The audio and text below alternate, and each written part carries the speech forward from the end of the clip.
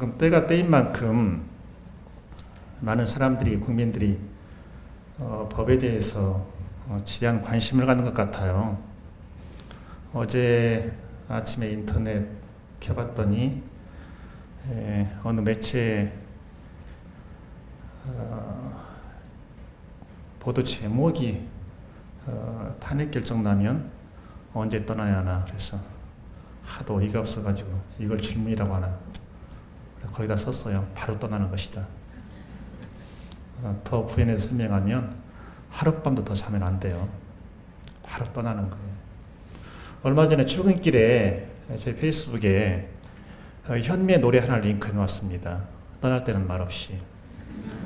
그랬더니 사람들이 그걸 또 해석하느라고 이게 무슨 뜻이냐, 김수환 교육감이 내년 선거에 출마하지 않는다는 뜻이냐, 하는 가지로 참 재미있어요.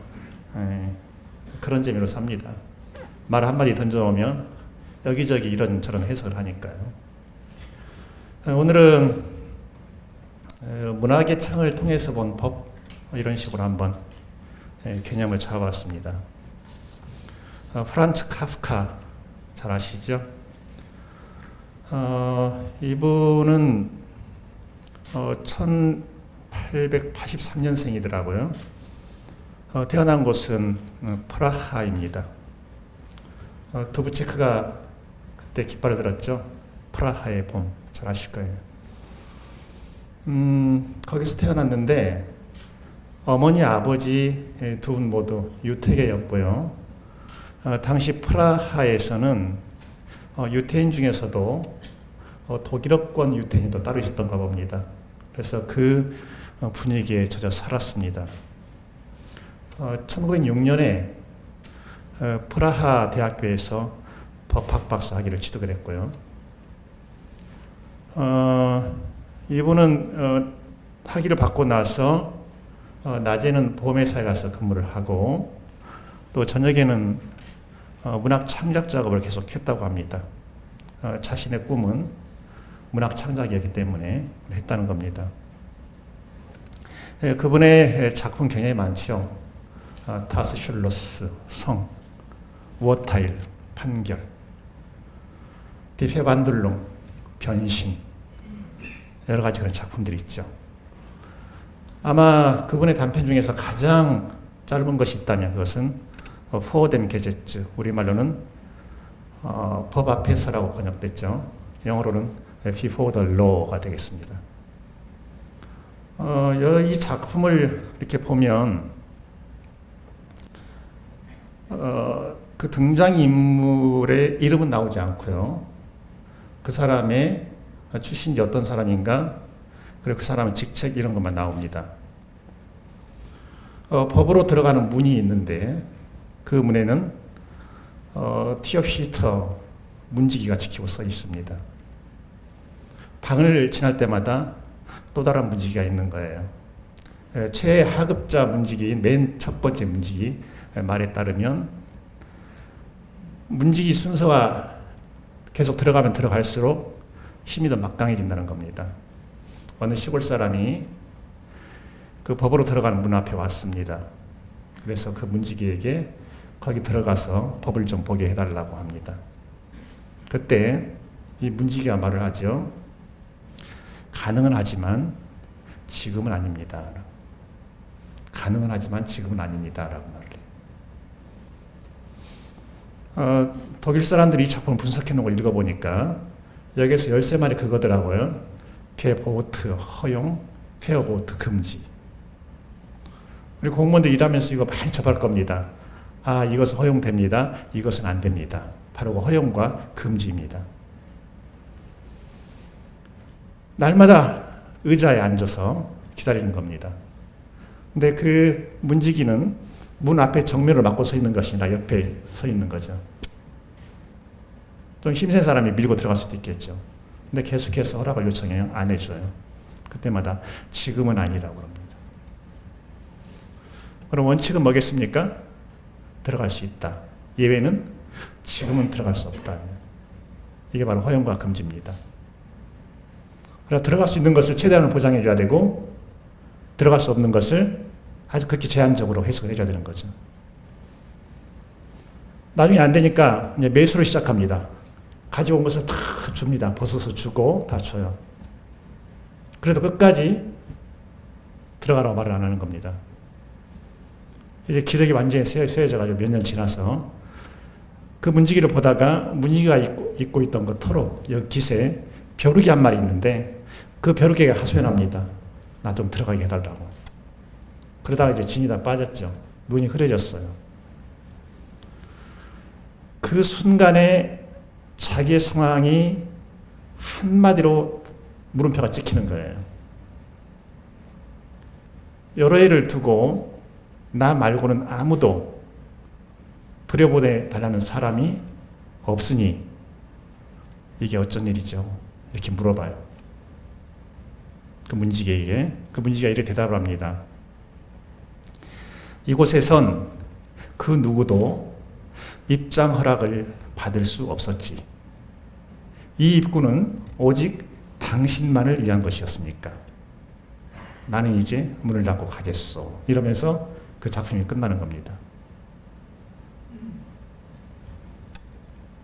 포뎀 게제츠, 법 앞에서, 정확하게는 법률 앞에서인데, 이 문장 어디서 많이 본 익숙한 문장이에요, 표현이. 그래서 봤더니 1919년 8월 11일 현대사에서 가장 훌륭하다는 헌법, 독일 바이마르 공화국 헌법 제109조, 여기에 이 표현이 나옵니다. 알레 도이첸 진트 포뎀 게제츠 글라이히, 모든 독일인은 법률 앞에 평등하다. 그 똑같은 걸 표현을 옮겨 쓴 겁니다. 근데 우리나라 이제 번역자들이 법률이라고 하자면 법 앞에서 이렇게 번역을 한 거예요. 그 바이마르 공화국 헌법 제109조를 이어받아서 독일 헌법 제3조 제1항이 이렇게 규정합니다. 여기에서는 알레 도이첸이 아니고 알레 멘센친트 포뎀 게제츠 글라이히, 모든 인간은 법률 앞에 평등하다, 이렇게 이어 쓰는 겁니다. 대한민국 헌법 제11조 제1항, 모든 국민은 법 앞에 평등하다. 비슷비슷하죠. 법을 독일어로 RECHT, 레히트라고 합니다. 근데 이것은 두 가지로 번역이 됩니다. 주관적인 의미로는 권리고 객관적인 의미로는 법입니다. 그래서 문맥을 따라서 번역할 때 법으로 번역하기도 하고 권리로 번역하기도 합니다. 헌법재판소 탄핵 결정 이제 며칠 안 남았습니다. 그 다음에 결정문자 읽어보시고 이 편이 나옵니다. 객관적 헌법 질서로 수호 유지하고. 그냥 법 질서 수호 유지 또는 헌법 질서 수호 이렇게 쓰면 되잖아요. 근데 왜 객관적이라는 표현을 붙였을까? 그 유래는 거기서 나오는 겁니다. 그럼 권리는 주관적 권리, 이렇게 표현하는 거죠. 어렵죠? 인사말이 어렵다는 일부 직원들의 의견을 적극 반영해서 좀 쉽게 해보려고 했는데, 이제 우리의 사례로 한번 봅시다. 우리 국민들이 날마다 법을 상대합니다. 법 생활을 하고 있는 거예요. 출근할 때 주유소 들어가서 기름을 넣잖아요. 그 순간이 법 생활이죠. 휘발유 매매 계약을 체결하지 않습니까? 대금을 지불하는 순간 국가에 세금을 내지 않습니까? 그래서 우리는 날마다 법 생활, 헌법 생활을 하고 있는 거예요. 그런데 묻질 않는 거예요.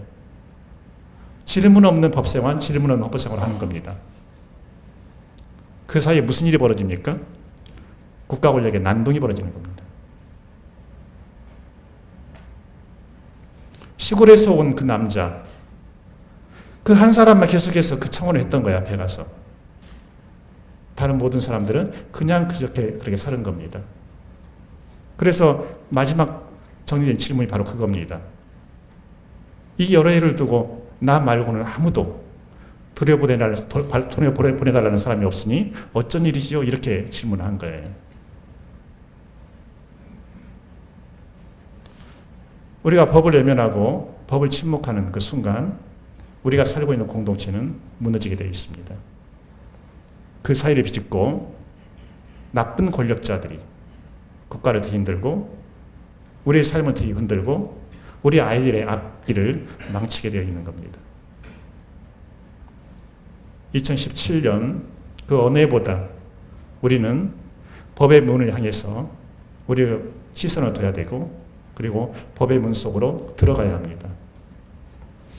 그리고 공직자로서 나 자신이 혹시라도 원칙과 외의를 전도시키지 않나, 허용과 금지를 왜곡시키지 않나, 자기 점검을 꾸준히 해야 할 겁니다. 이게 바로 프란츠 카프카가 그의 작품 법 앞에서 속에서 남긴 메시지가 아닐까 생각합니다. 카프카는 1923년에 프라하에서 독일 베를린으로 건너갔답니다. 그리고 24년에 튜버클로시스, 폐결핵으로 사망을 합니다. 살아서 자기 작품을 출간하지 못한 사람입니다. 그의 친구 막스 보트가 카프카의 작품을 출간합니다. 그래서 우리가 그의 작품을 읽게 되는 겁니다. 한번 법 앞에서 이미 읽으셨겠지만 다시 한번 읽는 계기가 되면 좋겠습니다. 감사합니다.